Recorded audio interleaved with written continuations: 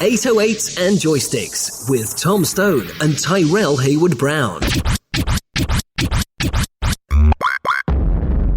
Welcome to 808s and Joysticks, the show that bridges the gap between games, music, season, and pop culture. I'm Tairell, and joining me today, as always, is Tom. Before we start the show, obviously we just want to say rest in peace to George Floyd and rest in peace to Breonna Taylor, Ahmaud Arbery, anybody who's lost their lives during this time due to whether that be police brutality or systematic racism or the powers that be. I don't know. Anything that has happened amongst these trying times, it's been really hard for everyone to try and, come together, especially as Black people as well. And just keep donating, sign petitions, and just carrying the message, basically. I don't know if you got anything to say, Tom. No, just sort of relay what you've just said there regarding the current situation with everything that's going on.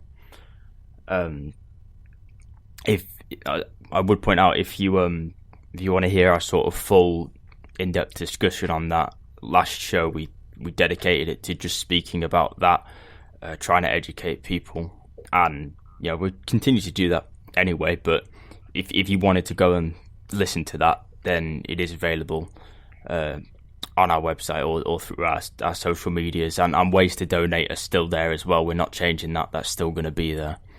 The other thing is, we'd also like to apologise for obviously the lack of coverage of E3 this year, which obviously isn't on.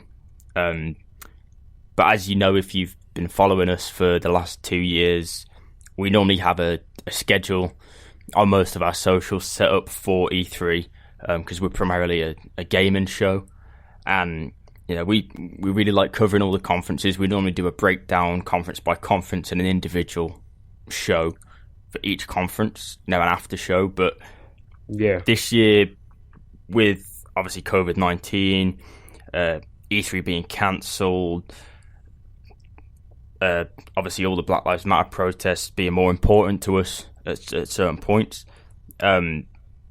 it's really been a mess of what we can do with that. So we're just going to keep going ahead with normal scheduling, which is every other week we're going to release a show, but we are going to break down all the stuff that's happened throughout that, and that's only because of the fact that the scheduling is so messed up that we ourselves can't pre-plan and tell you when stuff is going to happen, and it's easier for us to just sort of keep going with that. Also, E3 as we used to know it is probably going to be lasting for about 2 to 3 months this year, which is completely different to the normal week where we can sit down and do that sort of in-depth look through after every conference because there's a schedule there. So we are going to go ahead with normal scheduling and discuss stuff during these shows. And obviously, if you have been following that, the big announcement is PlayStation 5. We knew it was coming.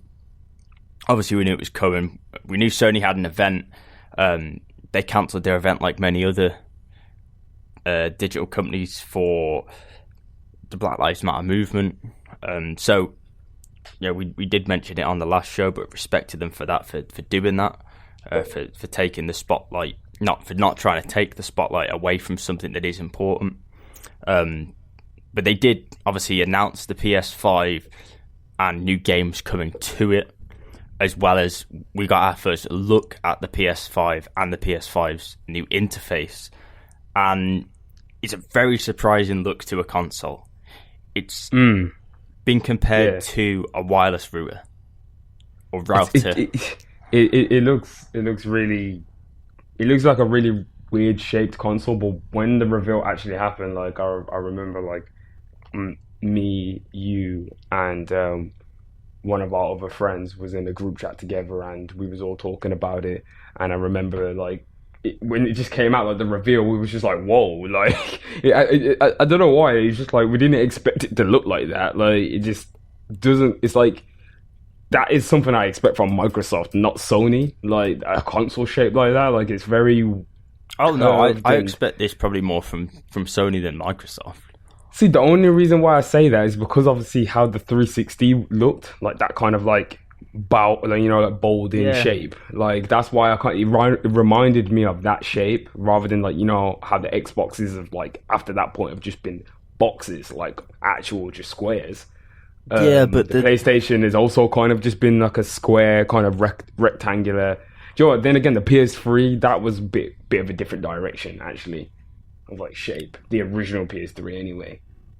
Yeah, and obviously the original PS3 controller as well, which a lot of people have and always will probably reference because, the Boomerang controller was one of the most bizarre, futuristic Marmite designs out there. You either loved it or you hated it, and they changed it obviously because of the hate they got from it. But this is something completely different. I think, the 360 is probably the most futuristic looking console we've had to date, you could say. Obviously we're not taking into account like the Wii and stuff like that, but again, the Wii is just sort of a box on an angled stand that's white. Like there's no real difference.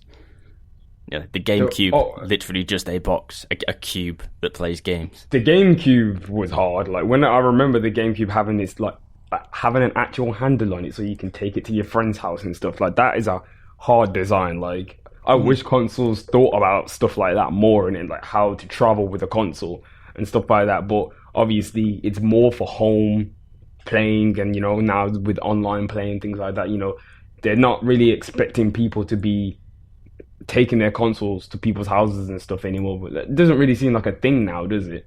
Like bringing your console to your friend's house, LAN play and stuff like that's not really a thing no more. And well, it's sort of funny you mention that because that's a big talking point that everyone's been going on about with the PlayStation 5.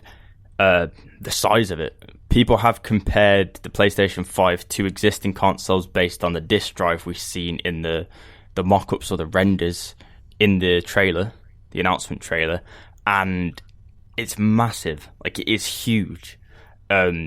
Someone did the actual math on it on Twitter and found out that it was probably going to be near, if not a little bit more than 14 inches tall, which is massive. Pretty huge.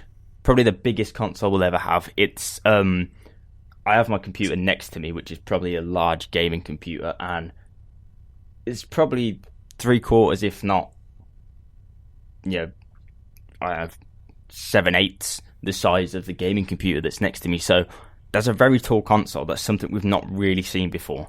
It's kind of funny. It's kind of like we're going, like, in terms of design. Like, I remember at one point with consoles, we was trying to get the consoles out and then, we have to make a slim version. Like, let's get it as small as possible. Like, I wonder if the PlayStation 5 is ever going to try and do something like that, or if Sony is just going to abandon the whole slim kind of process of things now. Like, let's not bother slimming down our consoles.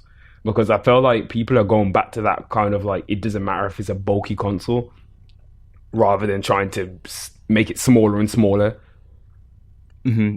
I've just done the math myself by using my fingers on my PC next to me, and 14 inches is actually bigger than the PC. In how tall it is, it's actually probably about an inch or two taller.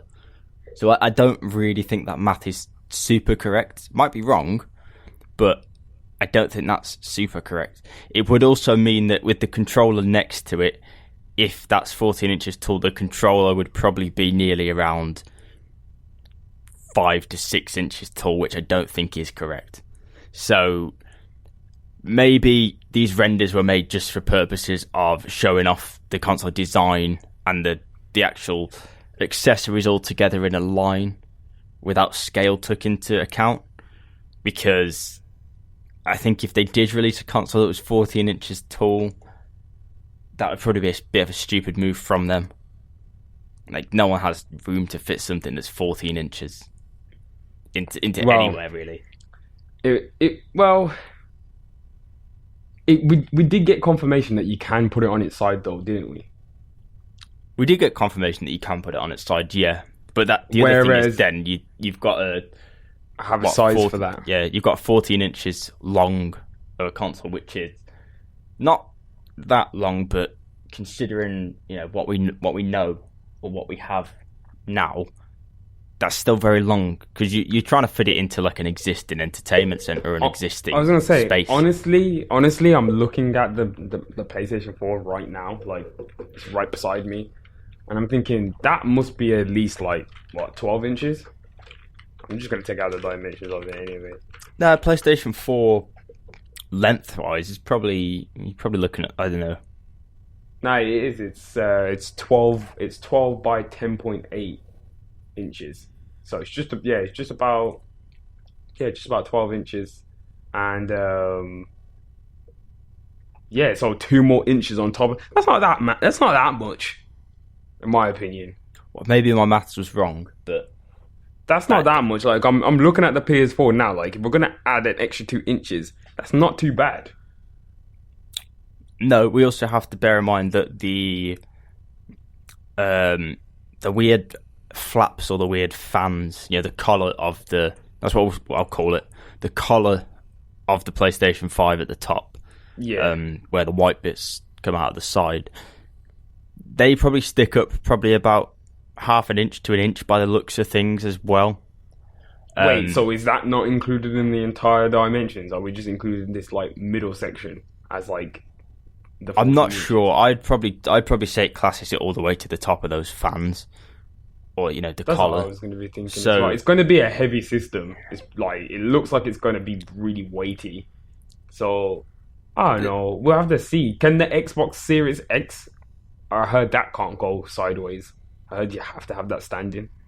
That possibly has to always be standing. I'm not sure, but I do know that IGN have done a teardown video before where they've sat down with the developers of Microsoft, of the Xbox, the people that made the Xbox, and basically the Series X is designed in a box, and the parts, by the looks of it, are customly designed to fit together in a way sort of like Lego, so they mold into place. If you imagine Tetris, they fit into place like that, and then the top of the console is open with holes for air to come in and out to cool the system down. So they've built that in a way that it can be as compact as possible with the best airflow system. That's what they say. Whether it will be or not, we'll have to wait and see. My personal opinion on that is Xbox haven't been the best at heat dissipation in their consoles previously, so we are going to have to wait and see, because packing a lot of really highly intensive hardware into a small space and only leaving the top open, that could be risky from them. I think they've probably definitely tested stuff. Now they've probably done a lot more Q&A testing and R&D than they probably did on the 360 back in the day, but again, you just have to wait and see, because you are packing a lot of stuff into a relatively small space, and when you've got things like, you're talking about super fast SSDs and ray tracing and stuff, all these things are going to be creating more heat than we probably previously had, so you've got to have a really good cooling system in place, and if you don't, you could cause hardware failures, errors, slowdowns of load times in games because the hardware isn't working as efficiently as possible. So there's a lot of factors that come into play here.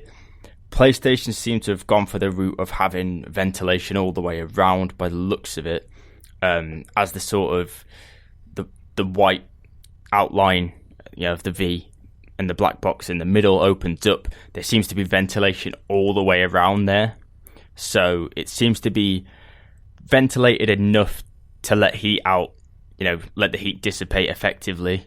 And you've mentioned as well before, there seems to be, or they have mentioned, there is a decent cooling system inside. So, again, we'll just have to wait and see if that is true or not, because the PlayStation 4 Pro, I think the PlayStation 4 in general, but the PlayStation 4 Pro definitely, because I have one, it sounds like it's about to take off when you're playing anything. Like, even if it's not intensive, like if you're watching Netflix, it just sounds like it's about to take off. That fan is just constantly going. What, even with the Pro? Oh, the Pro's even worse. I was gonna say, like, I've got the PS4, and like, yeah, it's really loud. I've been meaning to actually clean out my fans. Apparently, that's supposed to help, but yeah, it's really super loud. That was a massive problem for the PlayStation 4. I don't think they ever really managed to figure that out with the loud fans. But yeah, the same thing with Xbox.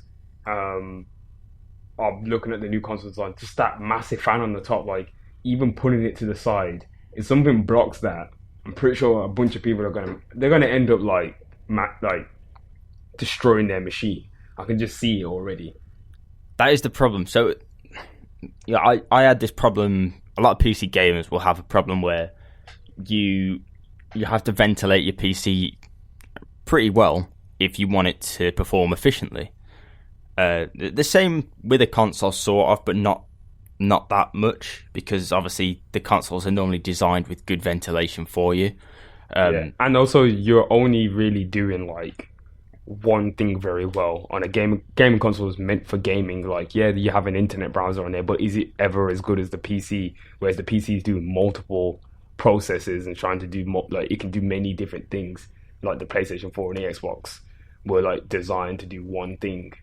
So when your PC, like my PC I can barely hear the fans on it usually, like even if I'm playing like a game. But like on the PlayStation 4, as you said, Tom, Netflix or anything like that, Amazon Prime even, the fans are going crazy. Like I don't know why. But yeah, carry on anyway. Yeah, no, it's true. All I was going to say is that with the Series X, obviously, we've mentioned a lot of their design for heat dissipation and basically getting that heat out of the console and ventilating the console is through that big top open area. Now, my thoughts are, if I'm a user of that and I'm trying to fit that into an existing media center, maybe, I'm probably going to try and squeeze that into a space. And if it has to stand, I'm probably going to squeeze it into maybe a box space. Now, if I'm squeezing that into a box space, say that box space is 14 inches tall, and the Xbox Series X, let's say, for example, it's 12 inches tall. That's 2 inches, which is a decent amount of space, but you're blowing all that hot air straight up, and there's not a lot of area for it to go once it starts getting a bit more intense. So that's just what I'm worried about with things like that. If it's just coming out of one condensed area, then you're talking about people who probably don't really understand or care about ventilation too much in the average gamer. People will just put the console wherever and they won't think about... Look how many kids, especially now as well, like, you know, as much as like things are easing up everywhere, like we're not going to really get out of this whole... The lockdown thing, it changed a lot of things. So imagine so many people who have just been sitting in their rooms and stuff like that with low ventilation. I've done it as I was like a kid, as a teenager, playing games for hours, like low ventilation in the room. It gets super hot in there. Like I've had like my PlayStation crash and all sorts of stuff like that because it's just way too hot in the room. Now, if the Xbox literally has that one fan on the top, and if the hardware is built the way you said, Tom, as Xbox was saying, like kind of like Lego pieces or like compacted into the system, I can see that just really damaging the system easily within like a few hours of play. Like you don't notice, and like next thing you know, your parts inside are like not melted, but like almost like that though. Like you've just cooked them. Mm-hmm.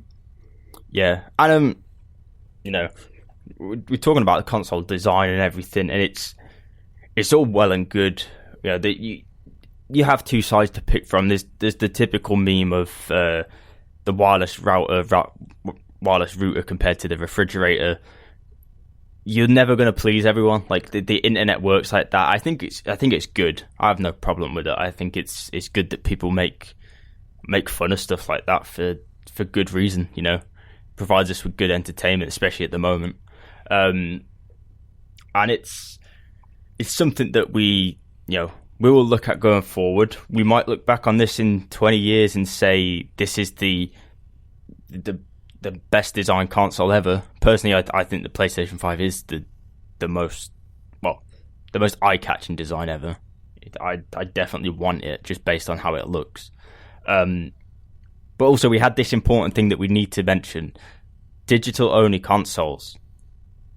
We've been speaking about it for a while on this show, and we've been saying that it's definitely a thing that's going to come. PlayStation are the first company to announce a digital-only console for the next generation.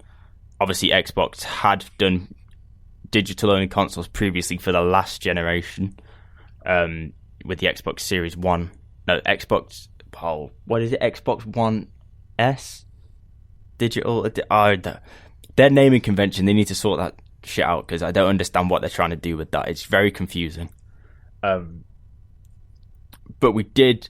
I mentioned this to you off air, but there's rumors that there's going to be a digital-only Xbox Series Xbox Series S. Let me start that again because I can't. It's their naming convention. They're calling stuff. Yeah, apparently it's bullshit, isn't it? Like, yeah, apparently there's an Xbox Series S, like S as in Sammy Snake. If you remember Alphabet Land, but there's an Xbox Series S that is coming that is digital only, that is going to be at a cheaper price point than every other next gen console, but also going to have less specs. So it's confusing because we don't know what's going on. I'm sorry, yeah. All of this talk about less specs and like games are going to be running on all systems, and like I'm here. All I'm hearing is run for a rocky ride for the first year of like consoles. Like I feel like we're going to get a lot of games that are not going to be brand new. Like they're either going to be like they were being made for the PlayStation, like the previous consoles already, and they're just getting ported to next gen. Just like Avengers today announced that there will be a free upgrade on the next gen consoles. So we're gonna see a lot more of those being announced, because there's no way you're gonna be able to release a next gen console for like, what was it reportedly supposed to be again? The price point? Yeah. So the rumored price point for PlayStation is meant to be very high. That's meant to be what, $499. I had $499 for the disc edition, $399 for the discless, so the digital edition. Xbox Series X, I think they're trying to go for the $399 mark by the looks of it, and then this Series S, that apparently is coming in around the $200 mark, which is stupid, really, because you can buy a current gen console for probably more than that. You can't buy a Nintendo Switch for less than that, and obviously, as we know, the Nintendo Switch is not even graphically as capable as a PlayStation 4 or an Xbox One. So what is in this console? That's what I'm saying. Like, yeah, what? Like, when you're just trying to think about it and like just knowing what we know about like pricing and stuff like that, and like the games industry and developing games, like I don't understand, what is this console gonna run? Like, is it going to be specifically for certain games? Like, is it only going to be Xbox, like Microsoft, like indie games or something? Like, I want to know, what is it going to run? Like, I'm not going to be able to really believe that I can buy a console for £200 and then I just play like Cyberpunk 2077 on it straight away. Yeah, well, we discussed, didn't we? Obviously we've seen Stadia's come along, hasn't done very well. Google will probably kill that off very soon, though. They didn't capitalise on anything that they could have capitalised on for that. So like, yeah, we was in a pandemic. We was in a pandemic, and they still couldn't figure out like how to really capitalise. They did give it away for free, but they and no one wanted it, Tom. Yeah, but they didn't. I have not even. We've got emails about it, but we've not used it. Yeah, like none of us have what's your reason for not using it, Tom? Like, why didn't you? Because you was a big advocate, like, and you were actually. I'm a big advocate for the hardware. For the hardware, which is a lot more different from the platform, innit?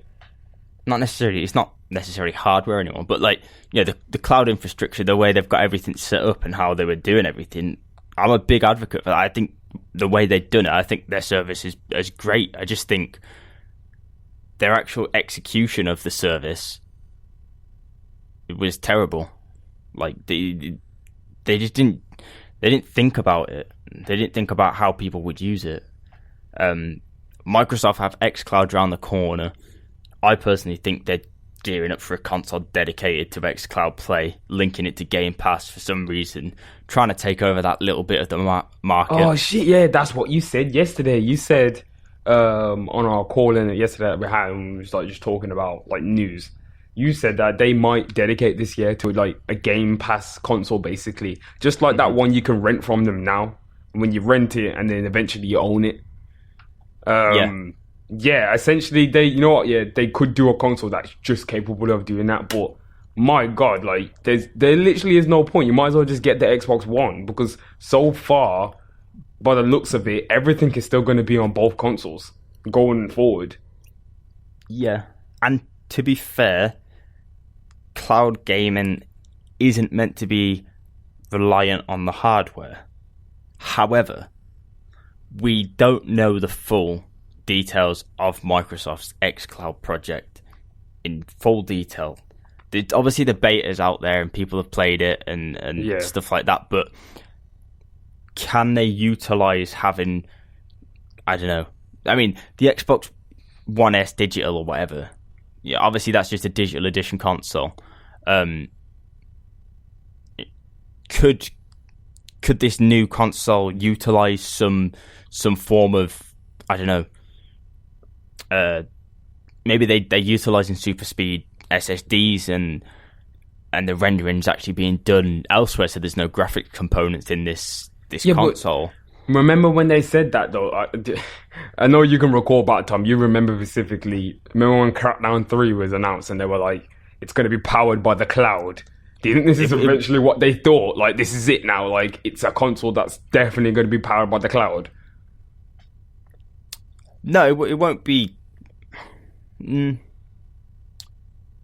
mean, I want to say no, but at that price point, for a next gen, yeah, if they're gonna try and provide ray tracing at that price point, it's not possible. I don't think. It's just not. I can't see it competing with other stuff at that price point. It just doesn't make sense. Your SSDs, your ray tracing capable graphics components, you know, you want super speed RAM. It does not make sense for that price point. You'd have to have some sort of streaming implementation there that's doing a lot of intensive work on the back end for it to be available at that price point. And you have to make sure you put a decent network card in there as well to make sure that it's got like all the capabilities. If it's going to be reliant on the internet, you need to put a decent network card in there.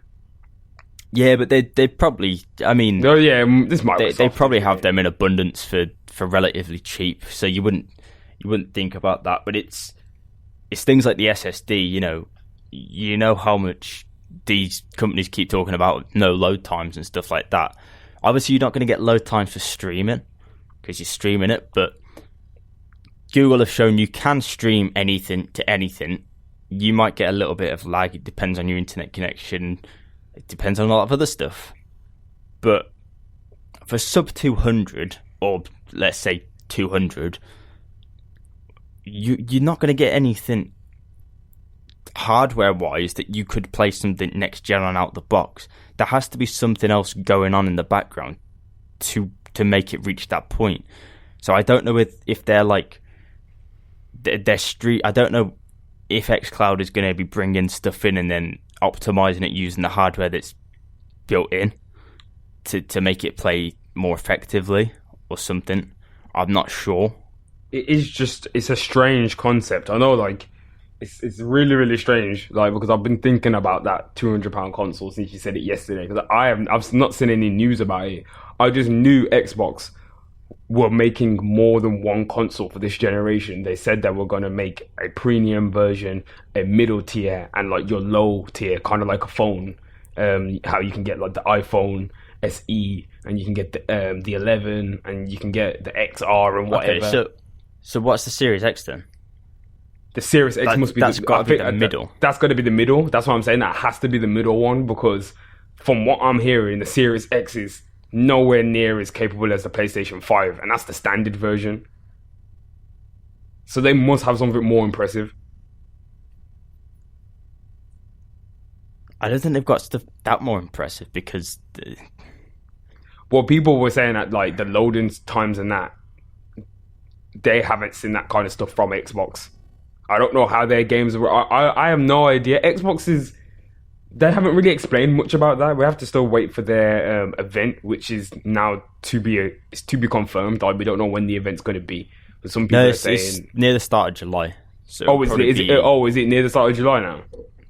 Yeah, they've been going on about it for. I'm guessing it's near 4th of July in the area. Well, I just thought that they wasn't gonna bother doing it at the beginning. I heard it got delayed again. No, they did the one in May, and then they said we'll see you again next month. And obviously we heard nothing from them, but they said it wasn't every month. Like, we are doing another one in July, so it'll be around the same time, start of the month that we saw in May, but in July. So I think around 4th of July, 6th of July, we'll see something from Xbox, and we've got to see something good. We'd have to see something good, because I don't know if we mentioned, I think we did mention on a previous show, obviously what happened in the Xbox conference, but it was dreadful. There was no real gameplay. There was nothing that really showed what this console was capable of. And, if you compare that to the PlayStation 1, whilst the PlayStation 1 wasn't the best thing we've ever seen, it was better than the Xbox. And it's been better than Xbox's marketing material so far. So I think it's probably a good time to jump into like some of the games that we saw throughout the PlayStation 5 announcement, because there was some interesting games here, and there's also some games that really showed off the technical capabilities of the console, and not so much graphically, because we used to always seeing graphics. But for me, like, I could definitely see some of the technical capabilities this console has over others, just in load times and stuff like that. It was quite exciting for me to see stuff like that. Like, I got excited about games I wouldn't normally be excited about, because I was seeing stuff happen and I was like, is that real time? Like, that's what I'm saying. Like, I know a lot of people in the stream would get to one game that was a lot of people wasn't sure about, and were kind of... There was a few games actually that people were laughing about, like, why are Sony doing this? And there was a few that were questionable, but the one that really did blow me away was the Abe's Odyssey one. Like, that trailer, like, if you look at like everything that's going on in it, like, it looks basic, but it isn't. It's just crazy. It's compared to how Abe's Odyssey started, and like the game that was going on there, like the amount of things that were going on in the background, it looked like a film, like an animated film. It was insane. But as you were saying, like, it was showing off more the technical capabilities rather than graphics. Like, we didn't really get to see like something that was like, like the Unreal 5 engine demo that was like on the PlayStation 5. That was to show off the graphical and technical capabilities, whereas this was just like showing off more of the technical capabilities. Do you want to get on the first game? Yeah, so we did see some good graphical stuff. We'll talk about it as we go through.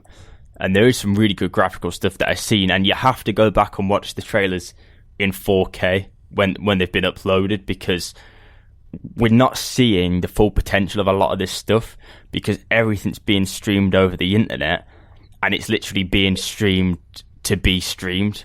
So you're losing a lot of quality in a lot of the stuff, whereas we'd normally just be having it plugged directly into what everyone else is seeing.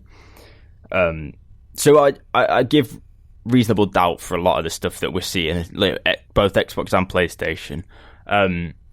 But yeah, we kicked the event off with a new Grand Theft Auto game, Grand Theft Auto 5 Online, expanded and enhanced, which is just Grand Theft Auto 5, which came out as a launch title for... Well, it didn't come out as a launch title. It came out I played Grand Theft Auto on Xbox 360. I played Grand Theft Auto on PS3. Yeah, so 2 generations later, that's how they started off. Probably not the most impressive thing they could have gone for. However, they did promise that GTA Online will be free for all PlayStation 5 owners. So, again, doesn't really matter. You can get it free on PC the other day, or the other week, the other month. Fair enough. But, I mean, for a lot of kids, or I shouldn't say kids because they shouldn't be playing this game, but, you know, for a lot of people, free Grand Theft Auto is, like, fair enough. Like, that's not a bad deal, even if it is an old game. Like, it's still a very good game. So, does this... that's the one thing that I didn't know, like, I've been trying to research. So, is GTA Online going to be separated as well now? Like, so people can just get it for free? Or is it just saying that, like, it's going to be free for all PlayStation 5 owners? Like, I don't understand. Does that mean if I've already purchased a copy of it? I'm not entirely sure, but GTA Online, as far as I know, Sony have said GTA Online will be free. So whether that means it's standalone or just everything on its own, I'm not sure, but the online part is definitely going to be free in some aspect, whether that be with the full game or not. That's hard. Pretty cool. About to say, yeah, if it's separated and like GTA Online is just going to become like a free entity, that game is probably going to take a life. Like, it's already took on a life of its own, but like it will probably take a life on its own even more. Like, if it's a free to play game. Mm-hmm.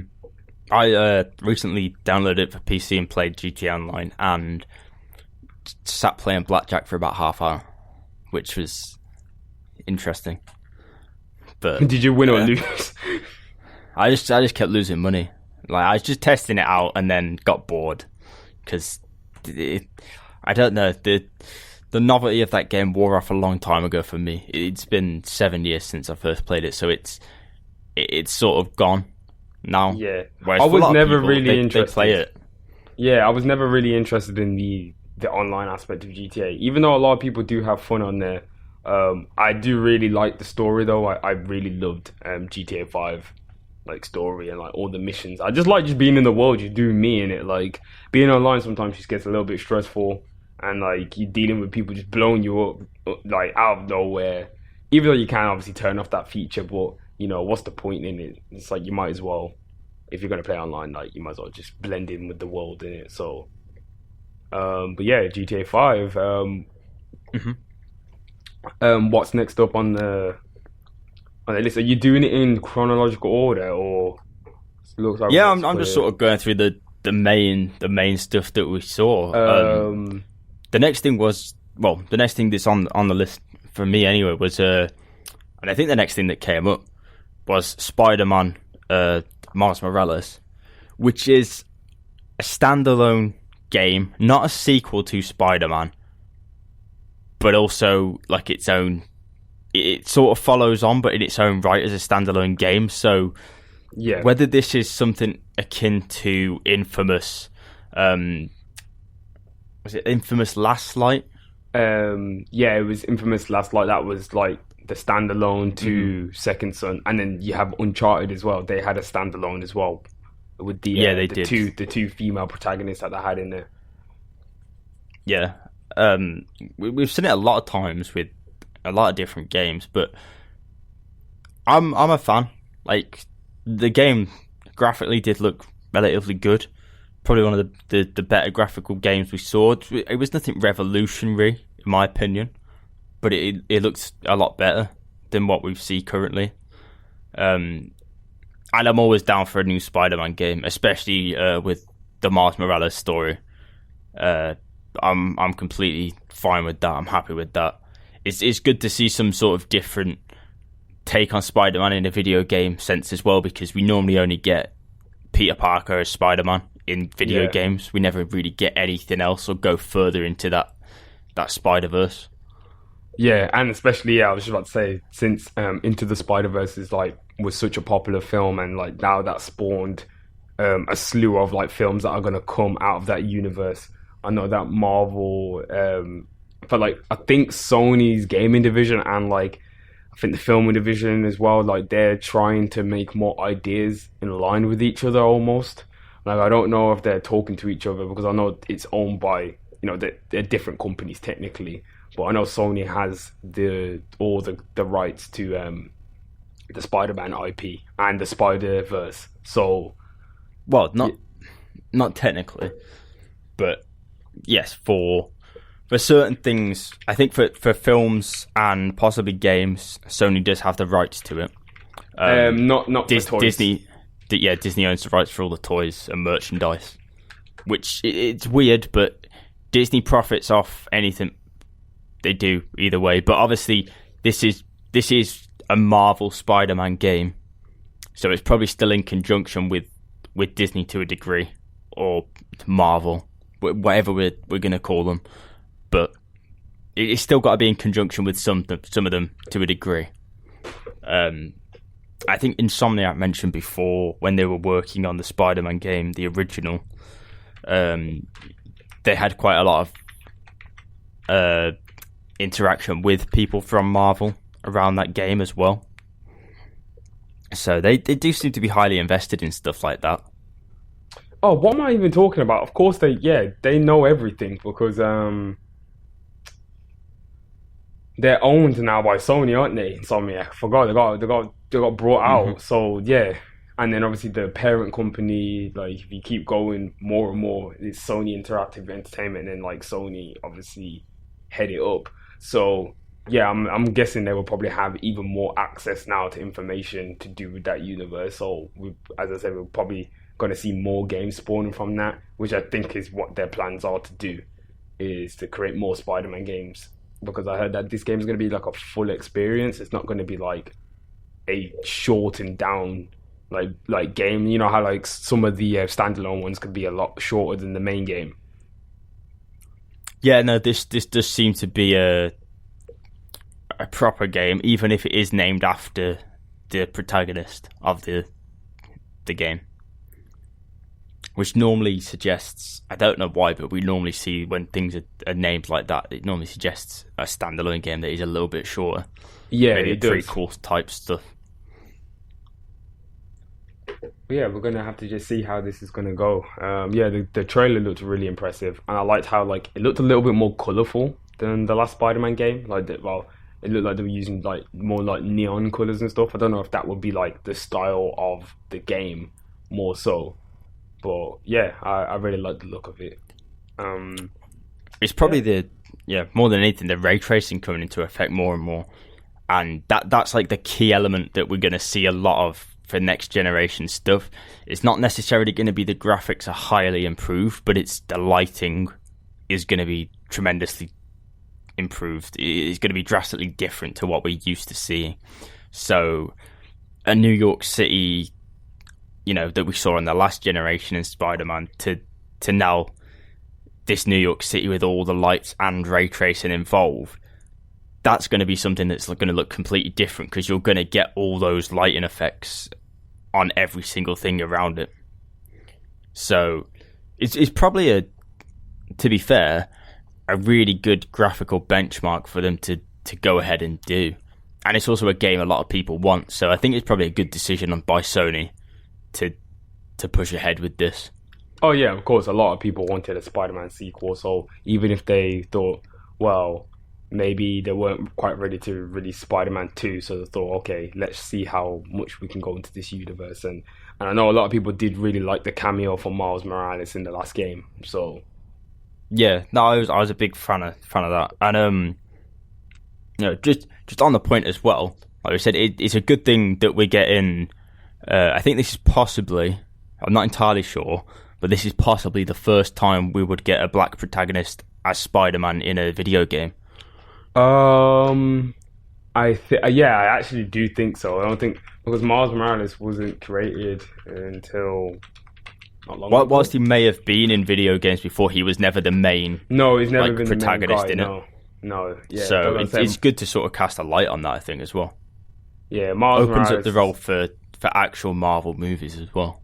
He's only his first appearance was in 2011, so yeah, he's never really had a chance to be featured in, I don't think, in any games really, because he wasn't that popular. Obviously he became really popular after he I think it was after the imprint ended. I think the Ultimate Marvel imprint, and then he started going on to like the normal comic. I actually can't remember. But yeah, if you want to learn more about Miles Morales, I would suggest to go back and to read the Ultimate Spider-Man comics. A big thing coming out of this, a big thing every console generation launch is always driving games. Now, we always seem to get really good graphics out of driving games. It's like a really good way to demo your console capabilities. And we did get a announcement trailer. Gran Turismo is back. Gran Turismo 7. I'm glad about this. This is like back to basics for Gran Turismo, because we got GT Sport last gen, and we never really got a full-fledged Gran Turismo game. They did that shit looked again. Great. Yeah, like I don't know what it is like about Gran Turismo, but ever since they got off the PlayStation 2, they've always had a really struggled start with they can't release their game like straight away. It's usually like a prologue. Did you remember the Gran Turismo prologue on PlayStation 3 when it was literally like 5 tracks and like 10 cars? Nope. I had it because my sister really loved Gran Turismo. She was really good at driving games, had like a wheel and everything, and we got it, and it was terrible. Like it was like a snippet of the game, and Gran Turismo 5 didn't come out for a long time. I can't even remember when it originally released. And then did we have Gran Turismo 6? We did, didn't we? We must have had Gran Turismo 6, but I don't think it did very well. Yeah, we had Gran Turismo 6. I'm not sure if I remember GT playing that. Sport was Gran Turismo 6. Actually, yeah, Gran Turismo 6 wasn't even released on the PlayStation 4. Gran Turismo 6 was on the PlayStation 3. So I don't even think I played Gran Turismo 6. So, it must have been GT Sport then that we played. GT Sport was PS4. The PS4 one, yeah. Because I remember playing that at college. Do you remember playing it? I do a little bit, but not too much. It was terrible. I remember playing it and thinking, this is really bad. Like, are you sure you're not on about Drive Club? Nah, we wasn't playing Drive Club. I had Drive Club. That was terrible. But yeah, it's a fully fledged Gran Turismo game, and like you said, it's probably the first time in 2 generations that we've seen it, and it's at launch, which is great because Microsoft obviously have Forza, and that's a really good game series, one of the best driving series out there, and you know, to have it compared to that, a lot of people have a lot of love for GT still, and I know a lot of people didn't really care for this because it's just a driving game, but for fans of driving games or fans of GT and PlayStation, this is a big deal. Like, it's a really big deal to have a full-fledged next-gen driving game at launch for such a revered franchise. And also, it did look incredibly nice in some scenes with the ray tracing. To me, the trailer didn't look it didn't look like it was fully finished. Like, the gameplay was okay, it didn't look fantastic, but when you saw some of the shots of the car in the trailer and stuff, like some of the ray tracing on that, if you go back and look at it and watch it in 4K, it really is beautiful to see the lighting on stuff like that. Like, it is really, really nice. But again, I don't think it was fully given justice during the show because of the streaming into being streamed. So we sort of seen it in less quality. Yeah, I was just looking back on the trailer right now, and it's a gorgeous looking game, and it looks as impressive as I expect Gran Turismo to look. I still stand firm on Gran Turismo as always being one of the best looking driving games. Like, I know there's a lot of other driving games that are out now, but still Gran Turismo, like, I remember the first time playing those games and thinking, wow, like, how did he get this level of detail? And I know the guy who still runs Polyphony Digital, he's not even a game designer, he is a car enthusiast. That's why Gran Turismo, sometimes the games don't play well, because he's more interested in balancing all the cars and making them actually right for the world, like real world. And he puts a lot of level of detail into those kind of like little aspects. So yeah, that's why Gran Turismo 7 looks really, really good, but hopefully it also plays really good too. Yeah, the only downside was for me, the interface. Oh the yeah, menu interface yeah. we saw. I was about to say that as well. That map town, what is that? It's dead basic PS2 Need for Speed GT design. Like it's basic Japanese PS2 design. But You need to get away from this, man. I don't mind it that much because like it's sort of okay, yeah, there's this, but you could go the other side and you go for like Forza, which is just very, I don't know, westernized. And I think for a driving game, yes, okay, spending a lot of time in the menus is good, but also it does sort of take you back out of that. You realise you're playing a video game and you're not just in a menu. But then when you go back into the world again, it's like, wow, like this is beautiful. And then, oh well, I feel like I'm looking at a navigation map to a degree. That's what they always try and go for. Yeah. But they could have maybe updated that navigation map because it looks like a navigation map from like the 90s. And we're 30 years on from that. In my opinion, it just looks really confusing. Like I don't want all these different things all thrown across. Like I can see there's so many different options on the map, and they all sound like things that I have to take a lot of time to learn about. Like I would rather it just be a lot more simpler. Like this reminds me of like I hate the Dragon Ball Fight Z. You know that, innit? You know the little arena. Oh my god.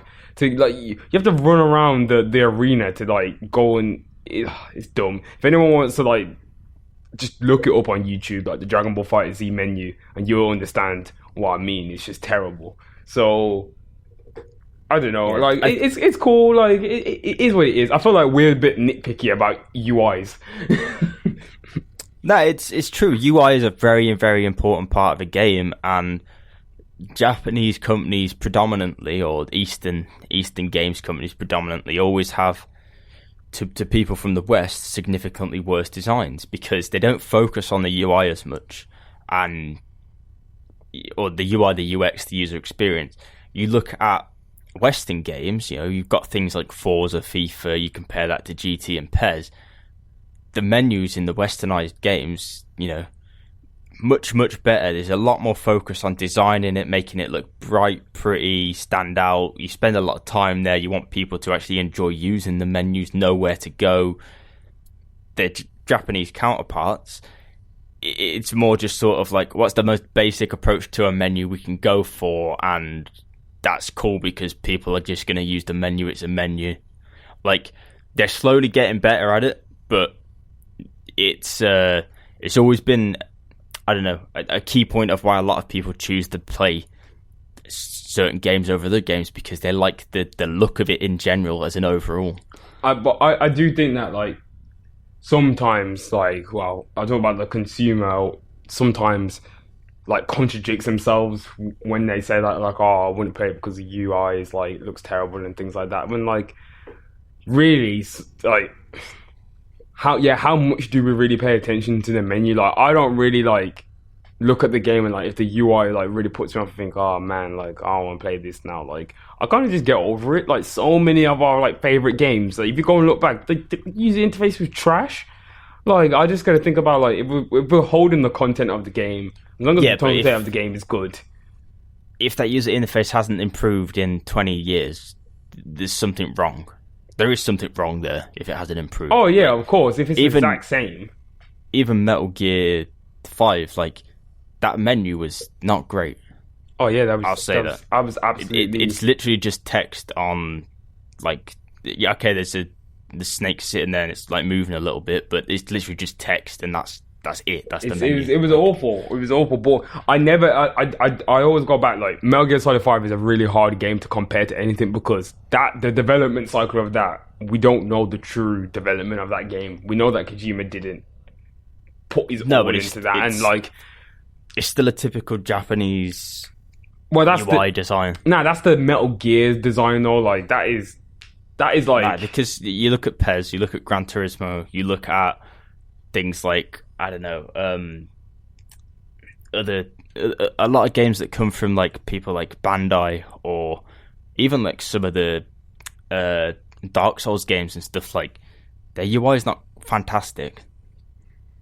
But people don't play the games for that. They always have significantly, well, not always, but they tend to have better gameplay experiences because there's more focus put into the gameplay experience than the UX. But also, for a lot of people, if you spend a lot of time in the menu, the UX and UI is a massive role in that, because if you're spending 70% of your time of a game in a menu, if that menu is just text on a screen, like, it's not as nice as having pretty boxes and everything everywhere.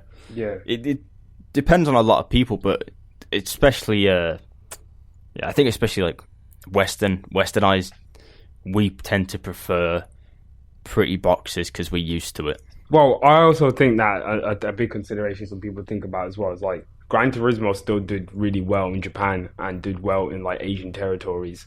So for them to change the user interface would probably be something that they're probably thinking, no, what's the point? Like our core fandom, which is obviously, you know, people in Japan, we are a Japanese developer. It's just in the same way, and like, why would, you know, a Western game, you know, Xbox aren't trying to make their console any more friendly to Eastern audiences, are they? So like, I guess it's just the same thing, really. Like, I feel like if people want to get like a balance, or if you want to like try and have a guy who comes in and does like, you know, user experiences for Western territories, then you know, I feel like that could be something that could be set up. But then again, as you said, it's about the content of the game. Like, it's more focus on the content of the game. As I said, he's like a car enthusiast.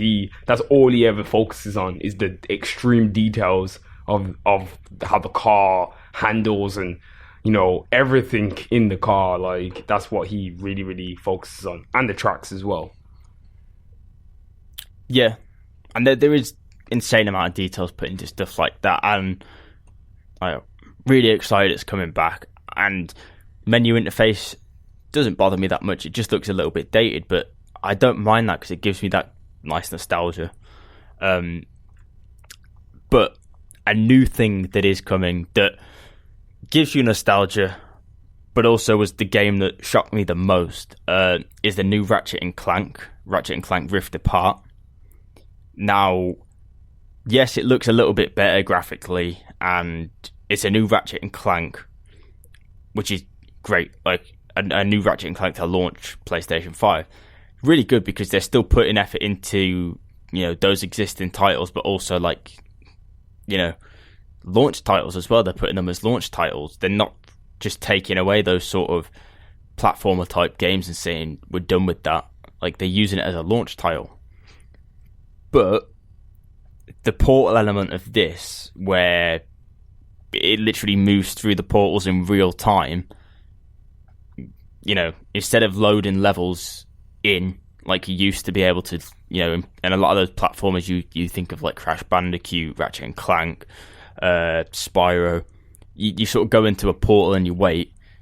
With this, it was just like instantaneous, and this is when I was sat there and I was going like, is that real time? Like, I swear that's real time.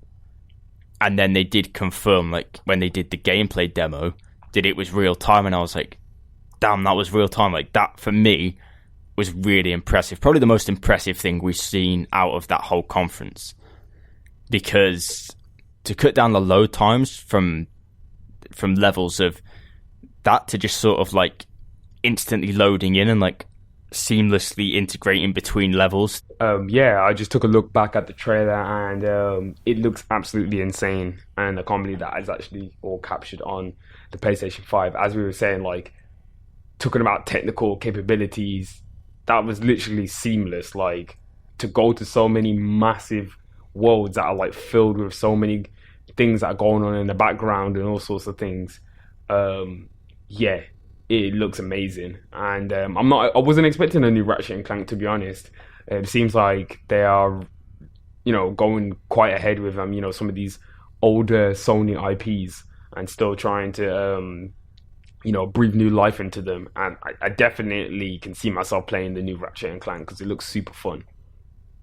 Yeah, I mean, like, for me, the loading stuff was it is revolutionary. It might not seem a lot for some people, but that I know from working with PlayStation consoles, it's crazy. It's insane the loading times to cut down from that, because you're basically to go a bit more technical here. There's a concept that's called level streaming, which Unreal use quite a lot in their engine.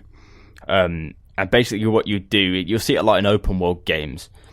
You'll only render in a certain part of the map at any point. So you won't render the whole map at once, because that would be obviously way too intensive.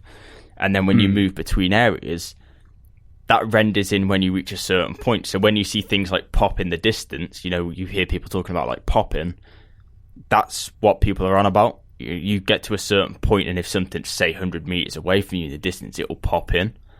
That is normally what happens in level streaming. You render the stuff around you. That again happens when you move between levels. So you'd have a level loaded in.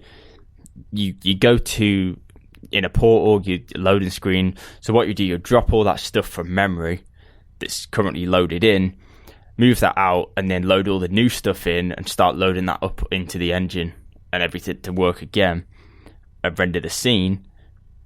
You're doing that on the fly now. You're not having to wait for it to do that. Like you're basically streaming between the stuff, but because of the speed that it's able to do it with this SSD, it's instantaneous, and that's a massive game changer, because the immersion that brings with not having to go to those loading screens where you're having to wait, even in something like a platformer like Ratchet and Clank, that immersion that you're getting from that it really is like something different.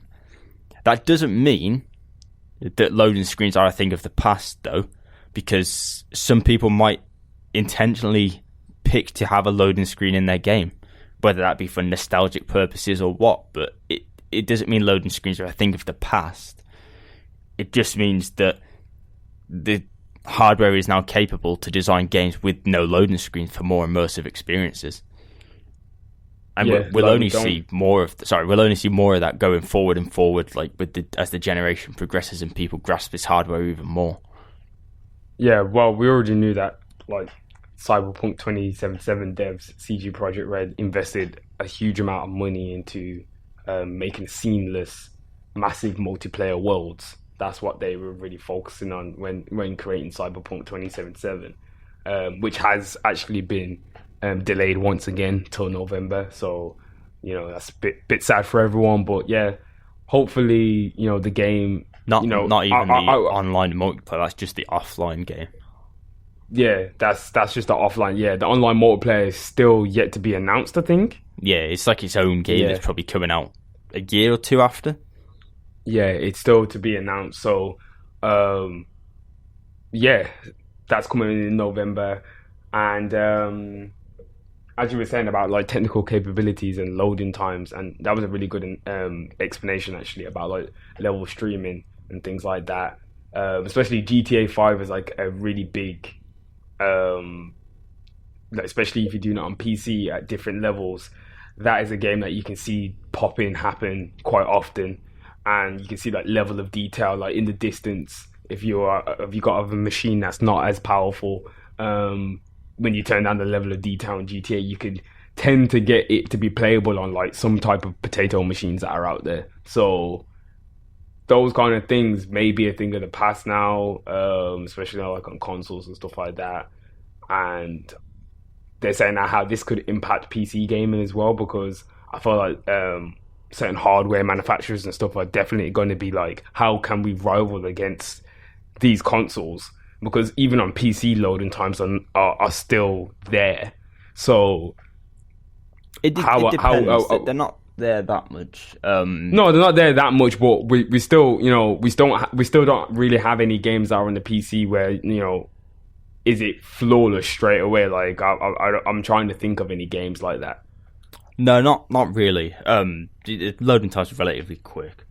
I mean, you can get hold of.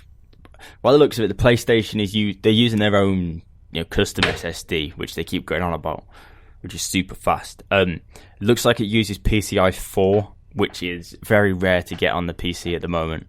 And and it's really, really fast read speed. It's probably faster than anything you can get on PC at the moment, because I think it's 5.5 read per second, which is really fast. You can't really get anything like that on PC yet. You can get 5 megabit PCI M2s, I believe, PCI 4 M2s, but they will set you back a hell of a lot of money for a big hard drive.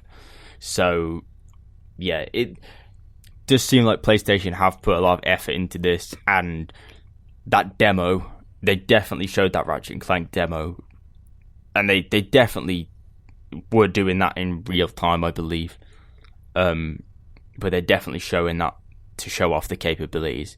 And again, it does back up everything we have heard from game developers who have been working with this hardware for over a year now, that says that this is really good to work with, and loading times will be a thing of the past because of how good this SSD is. So from what I saw in that conference, from that Ratchet and Clank trailer and gameplay, I fully believe everything I've heard from all the developers about this SSD, and what PlayStation have said at GDC about this SSD as well. Wow, this is going to be a really, really good next gen, because obviously we're like more excited about like the technology and what could come next. Like, everything was just like blowing my mind, because it's stuff that we were promised from consoles a long time ago that are actually being realized 2 generations, down the line. Like, there was things on the PlayStation 3 that, they were showing off that are really now going to be possible on the PlayStation 5. Mm-hmm. Yeah, no, it's definitely something I'm excited for. I'm excited for no loading times, but just that extra immersion, because sometimes a loading screen does take you out of the game, and you don't find it hard to get back into it. But if you're playing something like Skyrim, like for me, that's a pet hate of mine, the loading screens in Skyrim. Like, I'm playing a full-fledged open world RPG, and then I get hit with like this. At some points on the Xbox 360, like a minute loading screen, and you just sort of like, damn, like, I know I'm playing a game. Like, I know I'm playing a game because I'm having to wait a minute to see what's inside this door. Like, I don't want that anymore. I want to just open the door and be done with it. Like, quite a good analogy, but the one thing on Skyrim that I used to really hate is, like, imagine that you're in battle or you're trying to run away, and like midway it just has the little loading thing, and like your character just freezes on screen. you're like wait a minute now, like I don't know what's gonna happen after this unloads. Like, what if somebody's currently attacking me? Like, how do I know that my button press went in there, unloads, and you're dead? Yeah, that used to happen a lot. Well, that's the thing. Like, hopefully that's the thing of the past now, and we can move forward and see what's different. Do you know what, Tom? Why would the Elder Scrolls Blades? That came out a long time ago. But wasn't it supposed to be released on all systems though? Like, wasn't that only the beta? I think it was released on iPhone and Switch. Damn, that but obviously it's not coming to PS4 or anything, unless you're picking your PS4 up and flailing it about your head. But that's what I'm saying. Like, I heard it was coming to, like, it was like a cross-platform. Yeah, for mobile devices. It was always a mobile game. A mobile and Switch game. Sure so it came for the Switch, the Android, and the iOS. Yeah. Why did I think it was supposed to be coming for, like, the PS4 at one point? You might be thinking Elder Scrolls 6, where we got that 2-second trailer. That we probably will. Again, Bethesda, we haven't heard anything from them whether they're going to be releasing anything or not, but we'll have to wait and see. Going down, more games from this list. Then we'll continue to speak about PlayStation mascots. Hold on, Tom. It was supposed to come to the PC, PS4, and the Xbox One as well. Apparently, Bethesda just have not updated anyone about it coming to the consoles or the PC. They've just stopped. I don't think it was ever meant to come to the PC. It was. I'm about to send you the article right now. They announced it. I knew they did. At E3, they announced it. They announced it for everything. I remember because we was like, why would you need to play this game? Like, isn't this just Skyrim again? Like, why would you play? Why would you possibly need to download this? I don't think it was ever meant to be coming to PC. It was. They announced it. The video is now unavailable. You see? It said it was coming, a free mobile game. They'll also be making it. Yeah, I never believed that it'd be coming to PC. It was a mobile game, but oh well. Yeah.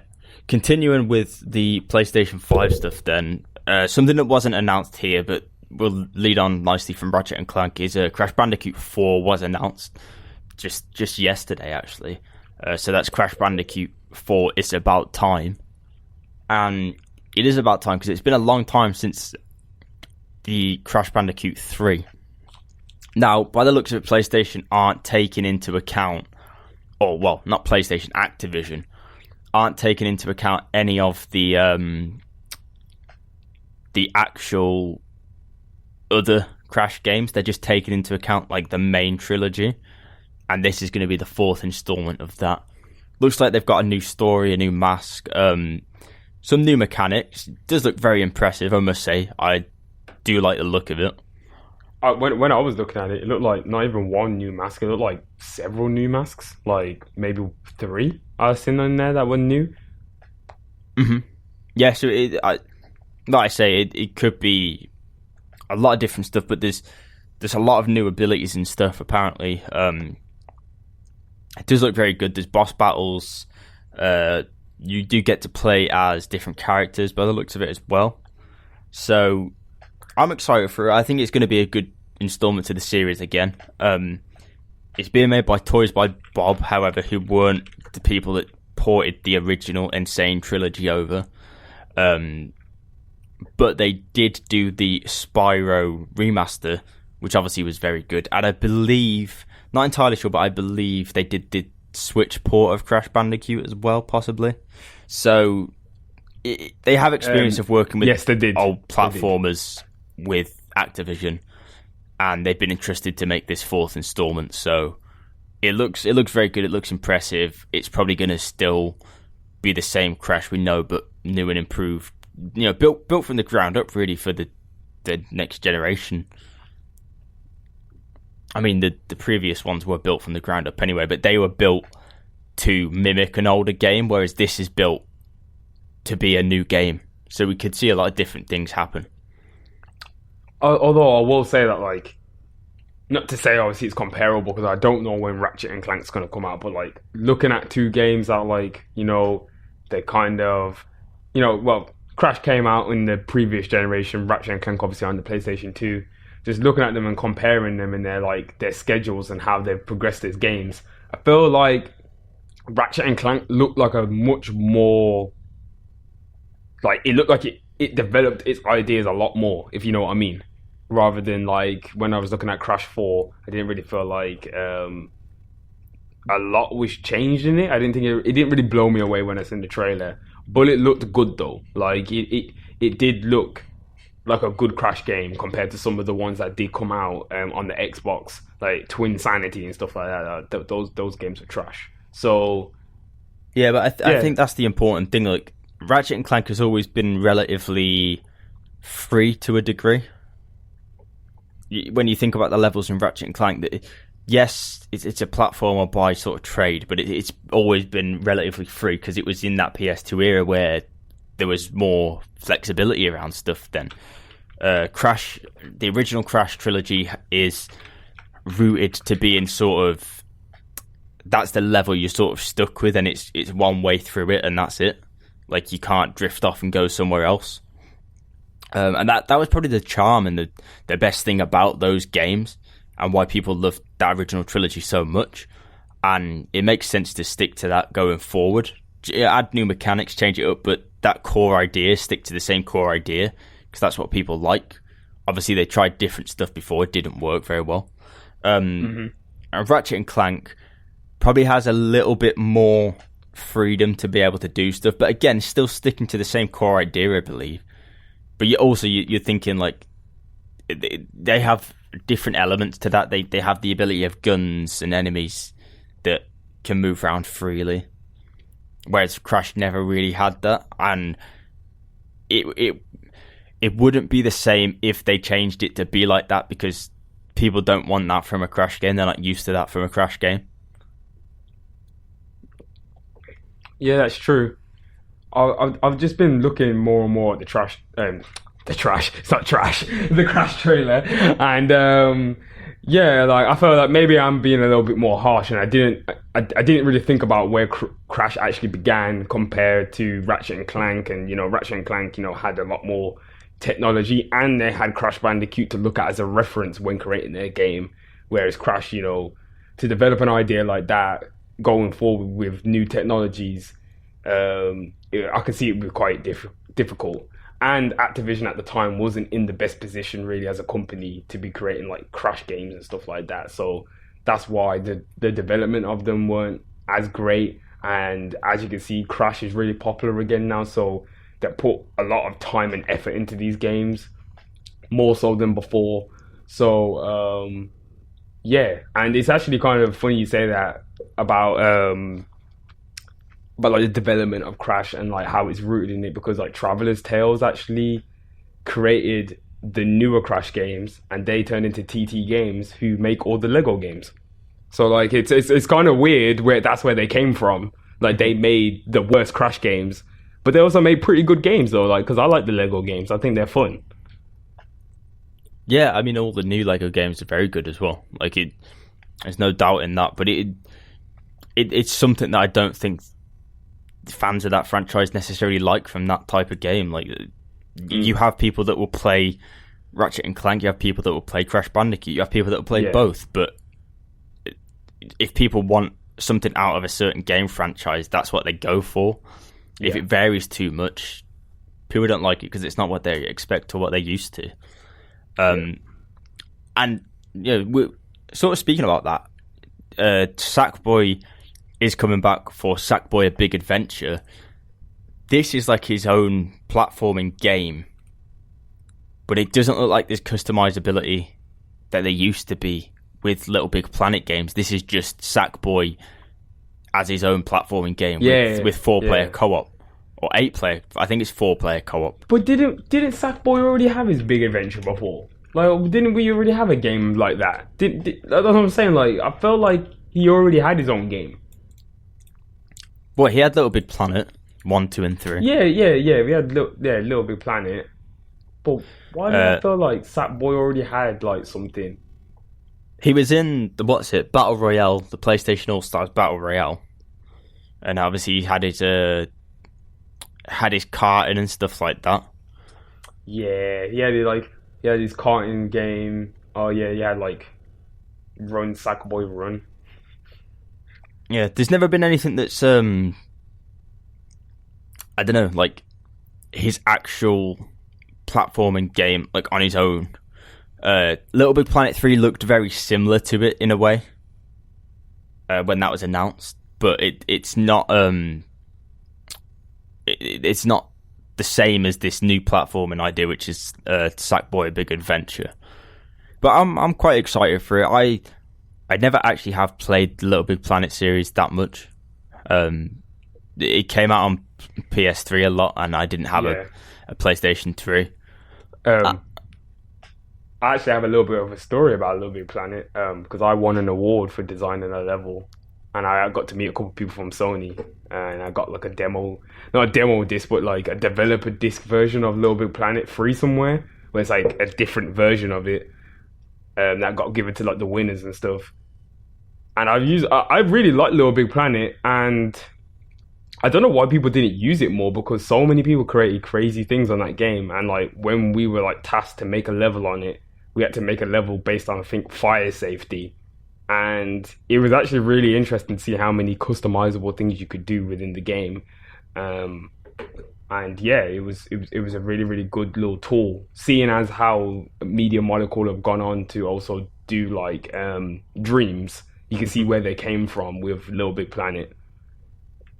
Yeah, and Sackboy seem to have moved over towards Sumo in recent times. Little Big Planet 3 obviously had a big influence from Sumo. Sumo developed Little Big Planet 3. Yeah. And Media Molecule have been working on Dreams instead. So they sort of drifted away from that, and Sackboy's been given his own sort of lane as a, how would you call it, a mascot for PlayStation, with Sumo being like its main home now, even though Sumo isn't a PlayStation developer, as far as I'm aware.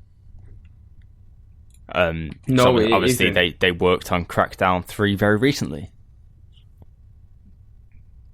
Yeah, I think Sumo is just, I'm surprised Sumo hasn't been nabbed up by somebody, because they're a pretty decent studio, but like so far people tend to bring in Sumo even if they want them to like fix their game or like take over a project that like has been in limbo for a bit. And now they've got Sackboy somehow. But even though it says that Media Molecule still have involvement in a way, I don't know if they've sold the rights or if they've just brought them in as like a developer. From what I know, being around Sheffield and games companies around Sheffield, from what I know,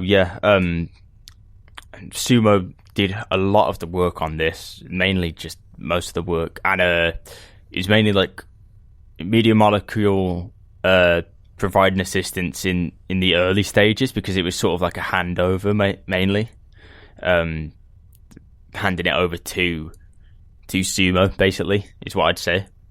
So yeah, I do think that they had a little bit of involvement, but it was more like a handover, because obviously they were working on Tearaway, which a lot of people liked at that time, and Dreams as well. So yeah, it has been handed over. I believe Sackboy Big Adventure is probably just purely Sumo. I know some people that work there that have been working on art and stuff for it, and it does look like it's just been from the ground up from Sumo. So yeah, it's good. This is a game that Sumo have done from the ground up, and Little Big Planet 3 has a lot of fans as well. So they obviously can do this character justice. The game looked very good. It looked like a nice addition to the PlayStation 5 lineup. A co-op platformer with up to 4 players. Whether we're going to get online play or not, I'm not sure, but that could be a cool aspect to that as well. We're still awaiting details on what the capabilities are going forward of the system for things like crossplay and online, and what the interface looks like for the PlayStation 5, how we're going to play with friends, whether we're able to do whatever the feature was called on PlayStation 4, where you could basically share your screen and play with a friend at the same time.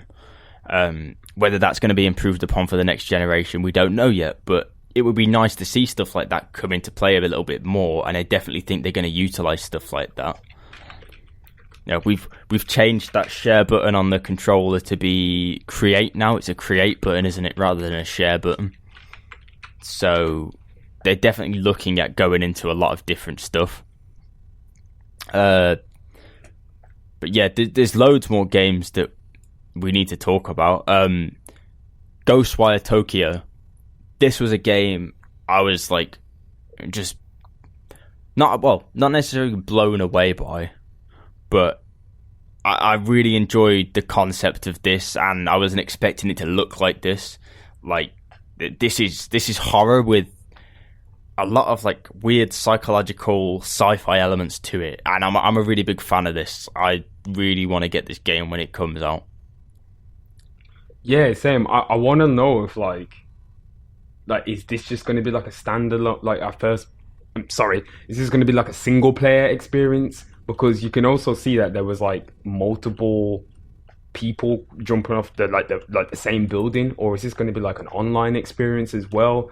Like I'm really kind of curious. It reminded me of like horror games, like kind of cross with BioShock a little bit as well. I don't know if you played the BioShock series.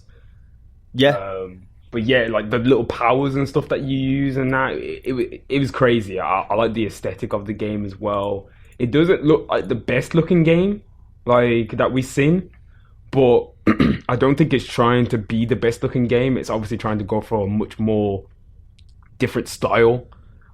So yeah, I'm looking forward to playing it.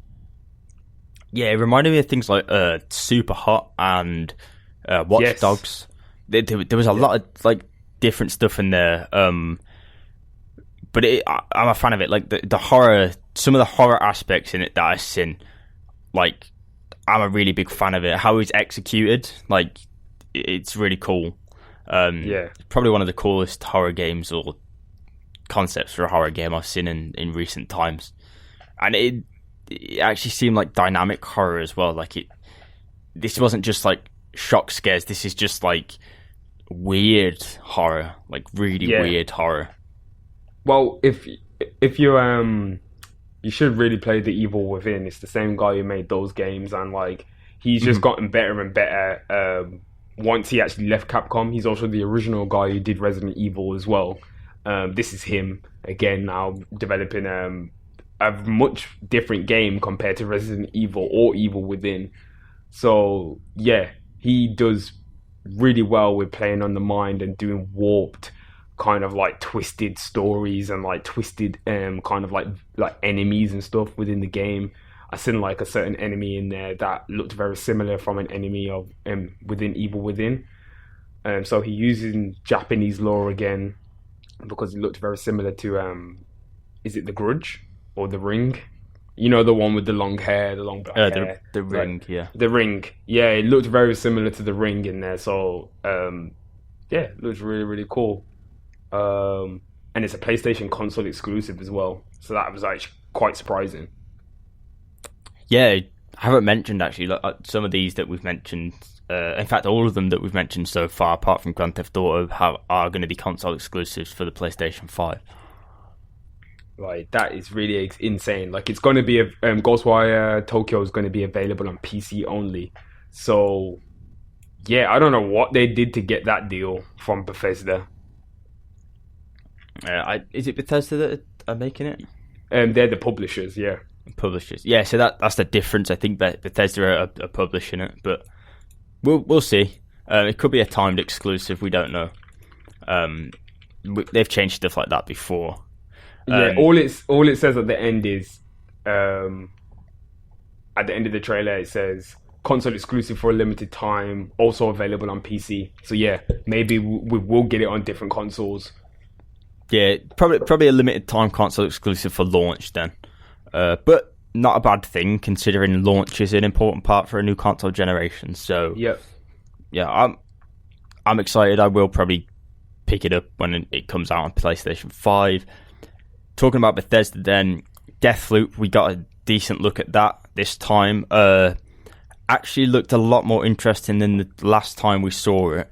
This is from Arcane, the developers of the Dishonored franchise, and it's a game about like two assassins that go off against each other basically. It looks more interesting than the last time we saw it.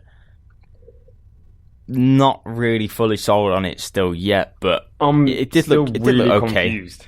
I'm still really confused on the concept of the game because what we seen last time was a lot more different than what we seen this time. Like, because this time, with the impression I got was we playing only as the guy, and somebody else is going to play as like the girl who's going to like hunt you down. So then I was thinking, is this becoming more of like a dynamic kind of like like a single player experience where somebody online can kill you like within your game, or is it going to be like I could play either character? Because the other trailer didn't it make it seem like you could play either assassin? Yeah, I still believe that's true. I believe you can play as either assassin by the looks of it. I'm not sure if it's going to be online or offline. I'm guessing maybe online, but yeah, not a lot of details announced. Relatively new concept. Does look like it's going to work, but who it'll work for, I don't know. As we know, new concepts don't normally go down well in the gaming world. and especially from someone like Bethesda, depends on whether people are going to link that to them or not. But a lot of people do like the Dishonored franchise, and it is similar to that, so that could win a few people over.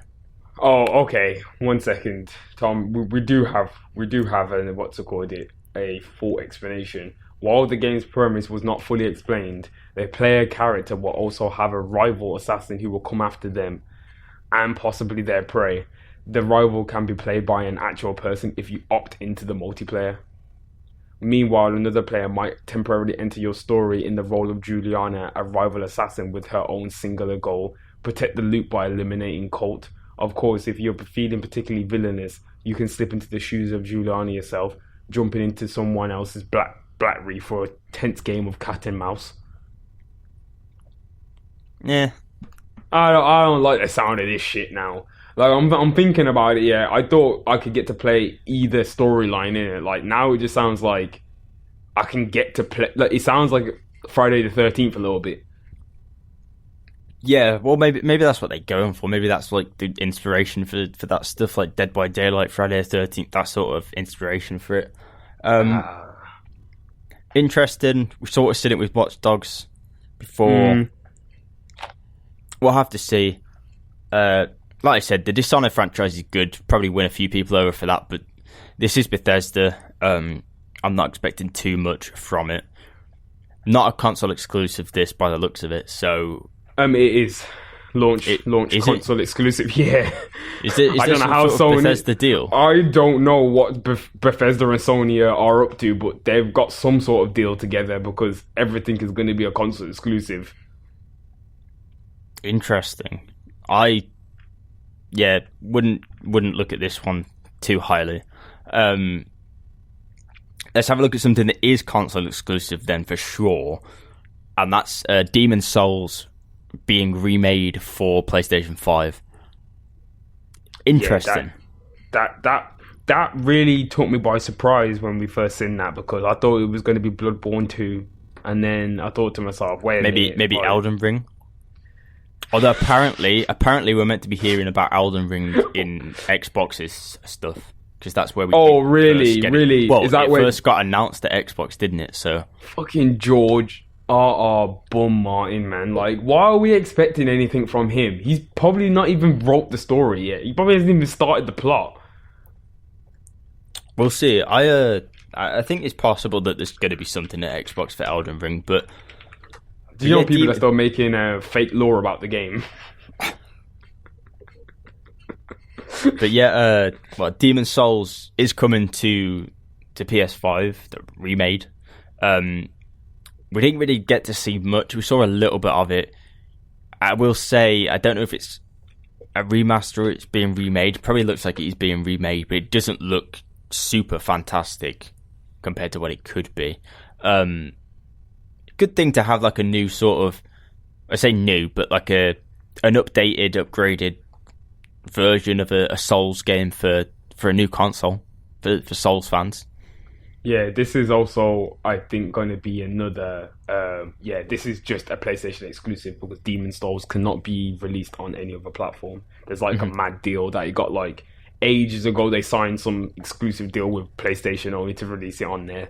So, yeah, you won't be able to get it on PC or anything else. Yeah, so a true console exclusive in the current age. Maybe it could be available on PS now, but it's still technically a console exclusive. Yeah.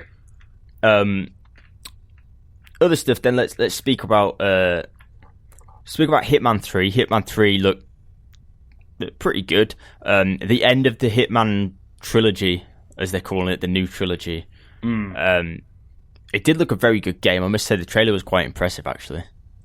It was, and seeing as like Hitman, a game that's actually been kind of like a little bit kind of in kind of like development trouble at that time. Remember when like their company was getting sold, like the studios were being sold, or they were saying that they won't be able to make Hitman anymore. Was it IO Interactive? It was IO Interactive. It got thrown around a little bit, the Hitman franchise, and people didn't expect too much from it. And then there was this whole, it's going to be a series and it's going to be episodical and this is going to happen, and people didn't expect much from it. To be fair to them, they've done a great job of reviving that franchise into something that is a very good series at the moment. Like, that trilogy is a really good trilogy of games to play.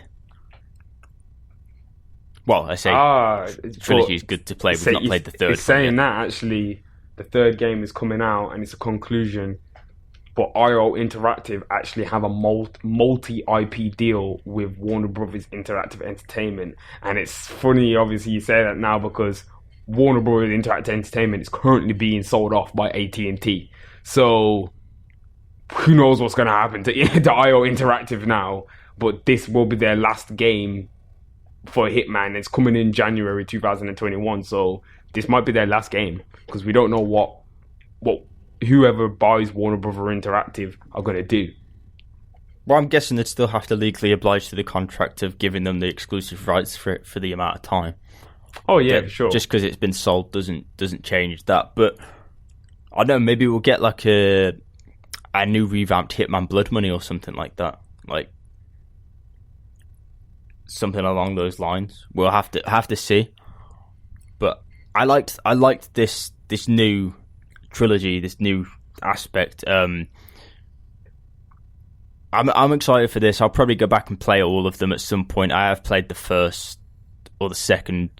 No, I think I've played both. I have played Hitman 1 and Hitman 2. I've not completed them, but I've just played bits of them, missions in them. I know they're both really good.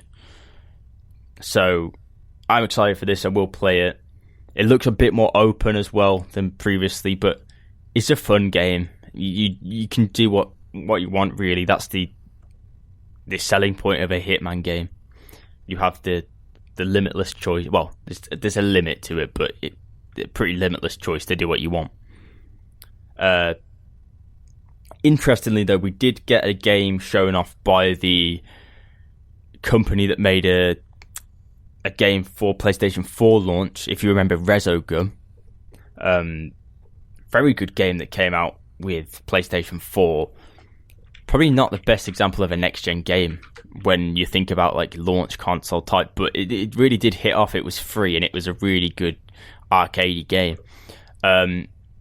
This is a game called Returnal, which is coming to PlayStation 5 by the company that made Resogun. It's about a pilot who has to fight for survival, but every time she comes back from the dead, I don't know, it's a bit weird. We didn't see much from the trailer. This was like, we obviously had the Dead Space creator tweet about him doing something, or the Dead Space writer doing something to watch this, and then he deleted his tweet. People were thinking this was the game. Probably doesn't look like it's going to be the game, but it looks like an interesting concept and an interesting game nonetheless. Yeah, it looks very kind of like, I don't know, like I'm just getting real Alien vibes from it. Mm-hmm. Like, yeah, no, I definitely feel that. Like it, you know, it does really look cool. And it says earlier this year as well, the same company also is like postponed its work on a previously announced Battle Royale title as well. It was supposed to be having a Battle Royale title that's been like postponed to work on this game now. And the Battle Royale game was supposed to come out with Sony as well. That was supposed to be Sony's kind of like stab at the Battle Royale market. So I find it's quite weird actually seeing them do a game like this, because it's not usually their type of jam. They usually do like arcade games. So it'd be interesting to see what comes of it. We did see a lot of other indie games into this as well. So one of the big ones that caught a lot of people's attention was a game called Stray, which has been on Kickstarter for a while, apparently. It's basically a game about a cat. I don't know if you play as the cat or not. It looks like you maybe play as the cat, and it's a world full of robot humans walking around. So if you remember the film Robots, you imagine that, and then you imagine like the guy from Death Stranding as a cat. That's sort of how I'm seeing this game. Like, I'm not sure what the concept is, but it looks weird. It looks interesting. It's set in Japan. by the looks of it. Yeah, it's a very strange game. When I was looking at the trailer, like I didn't know, like, because obviously you're a cat. Like I don't really know what you can do. Like we'll just have to see in it. Like we'll just have to see about that one. Obviously, it is a PlayStation console exclusive for good, like an actual exclusive. Yes, by the looks of it, it is a PlayStation console exclusive. Why that?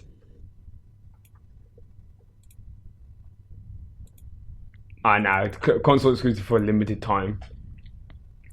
So they seem to have a lot of limited time ones. This makes me believe we're going to see a lot of limited time stuff from the Xbox show as well. Yeah. Maybe that is the reason why we didn't see many things, because a lot of people may be locked down in these little deals, innit? So, yeah, but obviously time is just getting on. We just got, like, I know it was a really, really big game, but let's just get into Horizon real quick. Horizon, I was really impressed with. It looks very different to other stuff. It looks different to the first game, but also still keeps some of those core elements. But it looks like there's some sort of different tribe who have robot dinosaurs fighting against you now or something. So it looks cool. The graphics in this looked really, really good. I must say this was probably the most graphically intensive demo we got that looked really, really good. Yeah, created by created basically by Kojima Productions and Guerrilla Games together, because that engine is, like, I think is going to be worked on by the two companies now, like, going forward. And that's what I heard about the development of the engine anyway. I didn't know that, but yeah, it's very impressive. Like, if you wanted to show off a game, that's probably why they picked to have it last, because it really did show off a lot. It's similar to, like you said earlier, Oddworld Soulstorm. Like, even though that game was a platformer, like, that game was also one of probably the best graphically intensive games we saw in there. Wow, yeah, like the models and like the characters, the detail on it, like, it was just, like, I know it doesn't look like the best looking game, and I know a lot of people don't really know about Oddworld, but it just looked really impressive to me. Like, I seen Oddworld Soulstorm. I don't know if you remember when we went to EGX, I think, in London. Mm-hmm. It was there, like, it was actually being shown there. The guy was talking about it, but he didn't really say much about it because I don't think they had much to show back then. And I remember thinking, oh man, like, Oddworld's coming back, and to think, like, all these years now, like, Soulstorm is finally coming out. Yeah, I mean, we did also see, like, a lot of good indie games coming out of this. Some of the best ones that I've seen, Little Devil Inside, which is like an RPG with a really sort of cartoony style, looked really cool, but also there were some dark elements to it, and I mean, the lighting was done really well. Apparently they're also taking advantage of some of some of the stuff for this console generation and the controller's capabilities. It is also going to be a timed exclusive on the new console, PlayStation 5, before heading to PC and PS4, which is interesting. Other game that we saw was Kenna Bridge of Spirits. I'm really excited for this. This looked really cool. It's basically like a story-driven adventure game, and you had all the little spirit companions everywhere.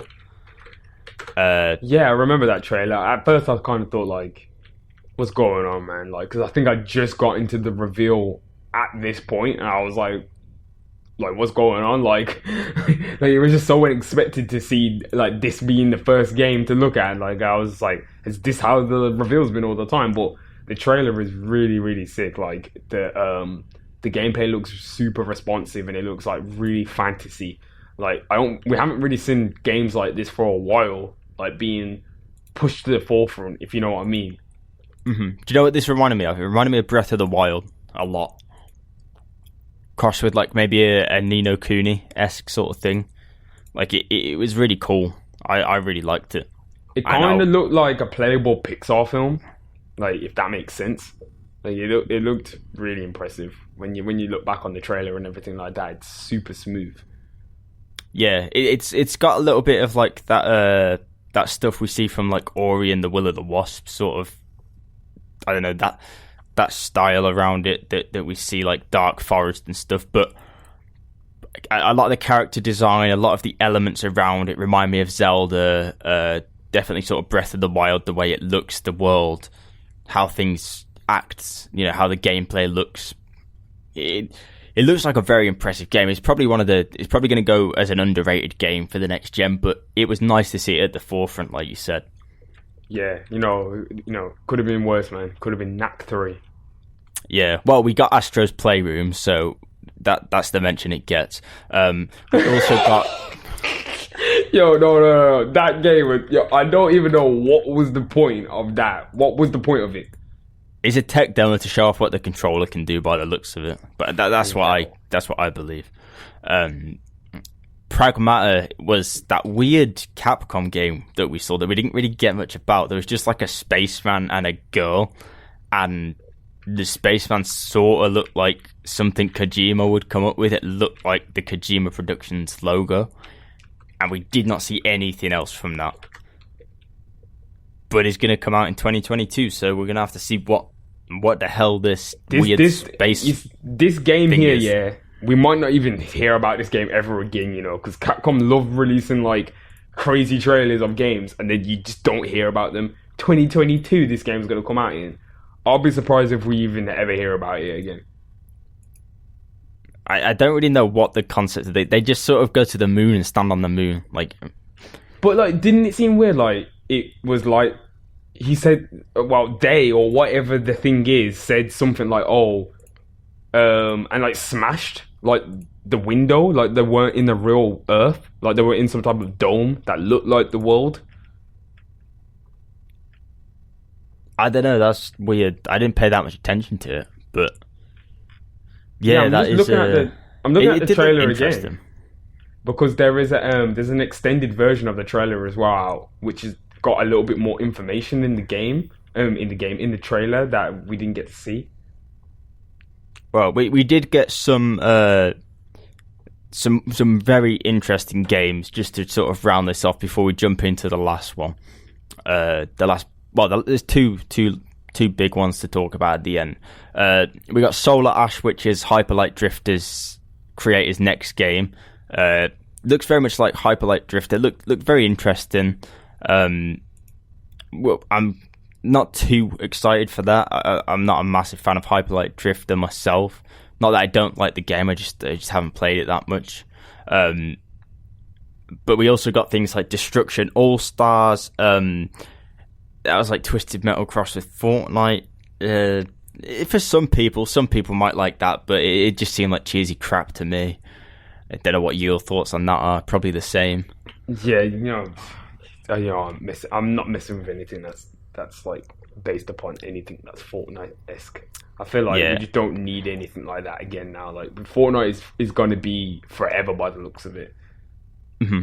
And we also got some two big announcements. Then we got Goodbye Volcano High, which is just an anime of dinosaur singers, which looks absolutely amazing. I'm very excited for this. It was very weird to see this in a PlayStation announcement console launch. It's not something you'd expect to see. I don't know. It does look like a branching narrative sort of story game. Anime dinosaurs, like cool. Burn books and shit. Teenage dinosaur girls and stuff. I mean, it's an interesting concept, but yeah, it's weird. The game, okay, let's just keep it a bean. Let's keep it a bean, yeah. The game looks like it deserves to be on Steam. It looks like a Steam greenlight game. Nah, it looks pretty good, like the execution of the animation and shit. Like I'm quite impressed with that. But yeah, it's not a typical console game that you'd see. But I mean, it's good that PlayStation aren't pushing typical console games for this console at launch, which is good, because there's something for everyone. You know, they went on about last generation for the gamers.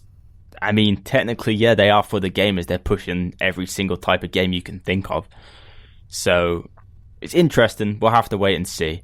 Probably just going to be some sort of weird teenage love story game. Nah, it literally looks like Life is Strange crossed over with dinosaurs. Like, what's going on?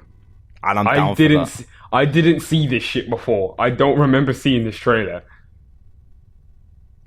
Do you know? Oh, yeah, you must have missed this. And then obviously the big announcement: Bug Snacks is coming to PlayStation 5.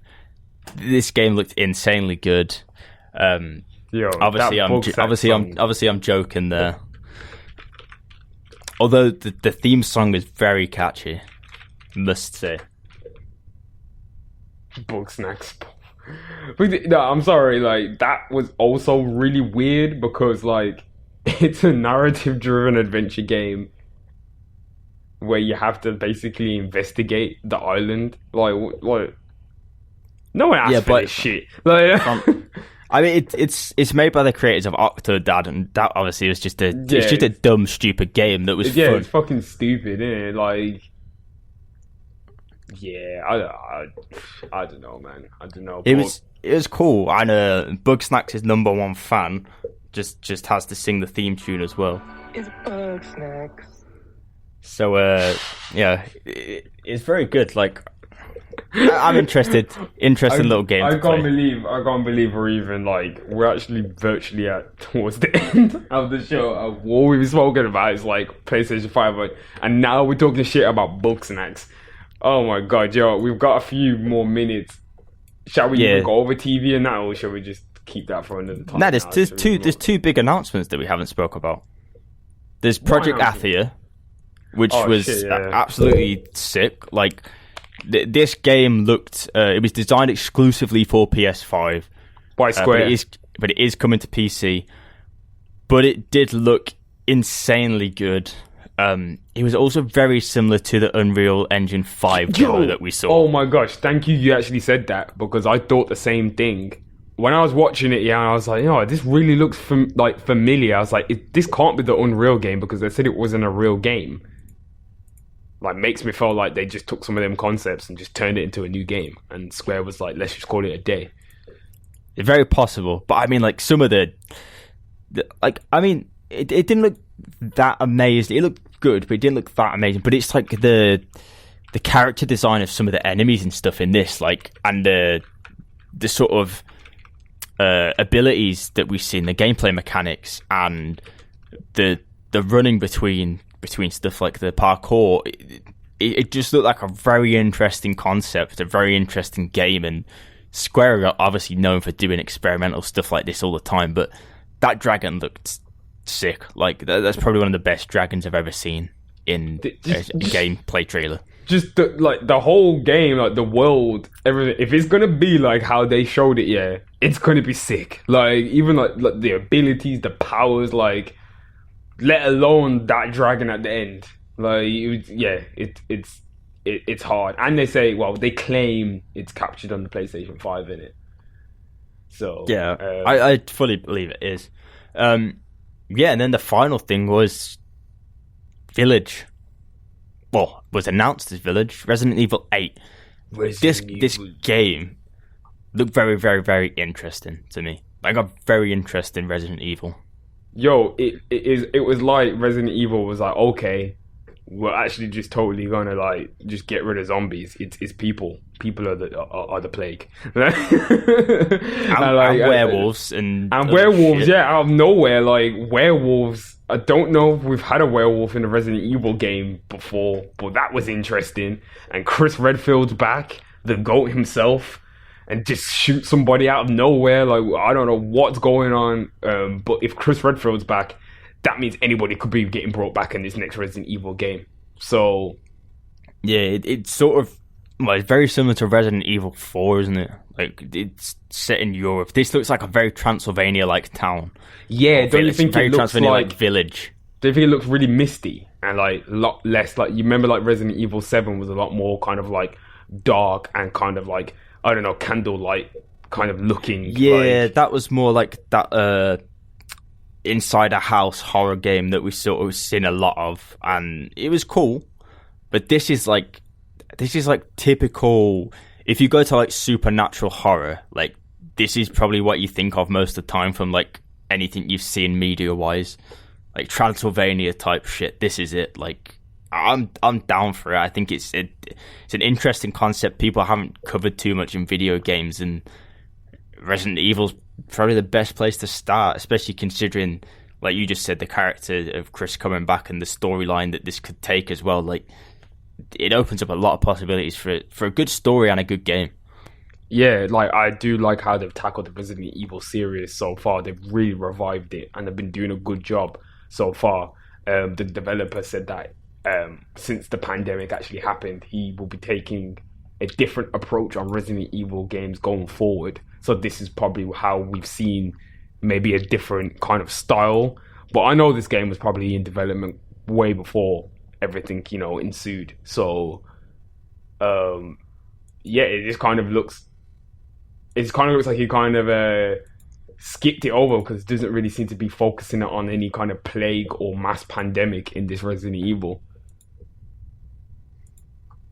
Yeah, well, you could say like a plague or a mass pandemic could be people obviously turning into werewolves or eating each other as vampires or some shit. Like, it's very possible, but yeah, it is first person.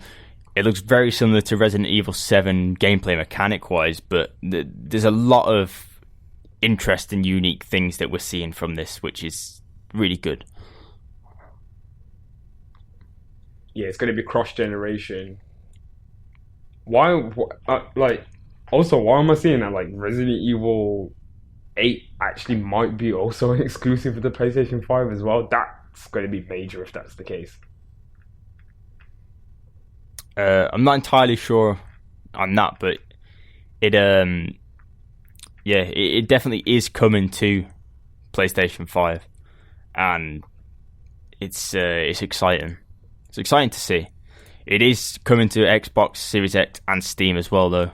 That they have confirmed that at the end of the trailer and on their website. So I don't think the rumours of it being an exclusive are correct. I think that's just linked to it being in the conference. It will get some type of exclusive content. Though, because apparently it's gonna have a VR version of the game, like 7.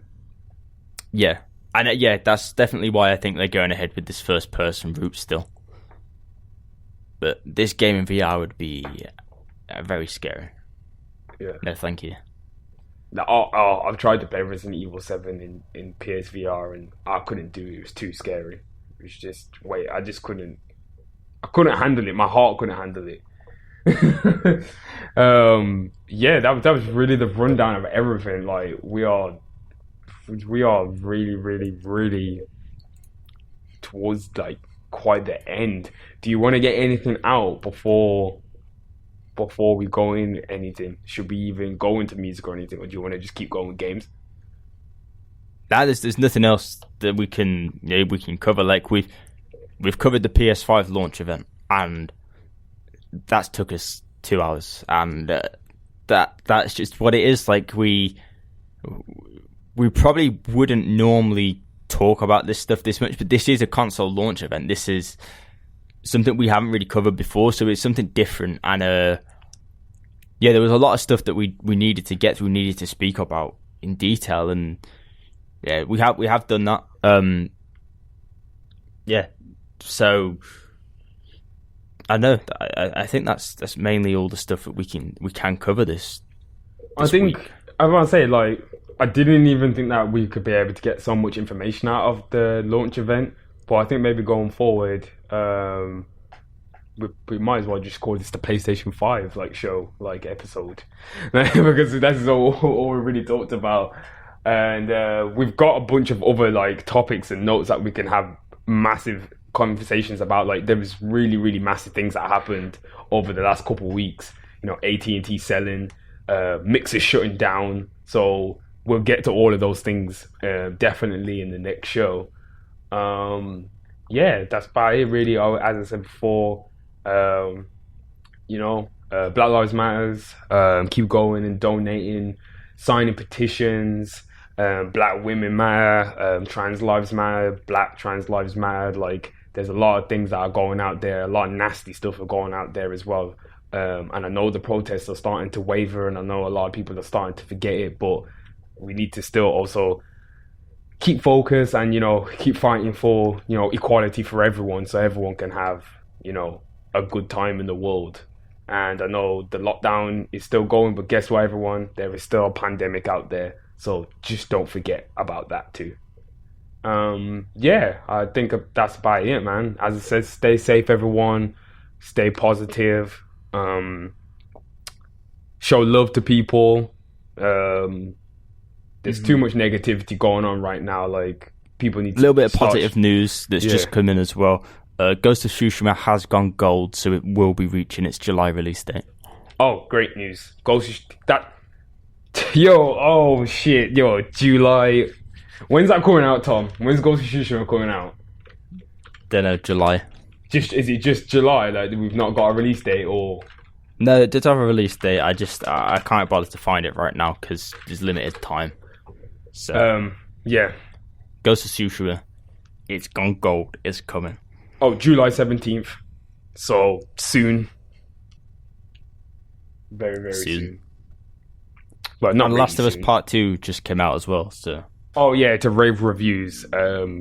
Contrary to what people or fanboys or whatever are saying on the internet, I heard the game is actually pretty good. So, if you want to check that out, check it out. I ain't played it yet. Haven't played number 1 either, so I ain't really got much of a stance on the story or the lore in it, so... Yeah, I think that's everything. Yeah, that's everything, man.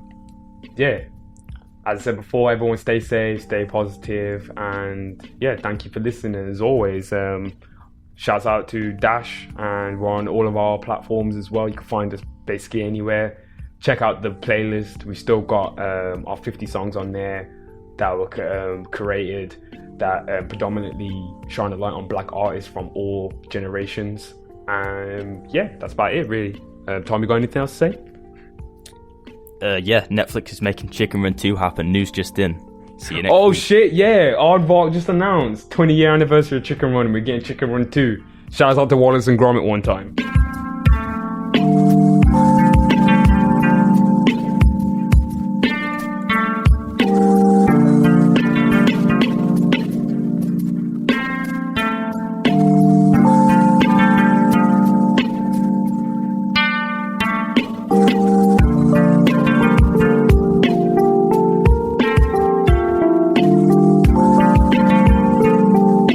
808s and Joysticks with Tom Stone and Tairell Hayward Brown.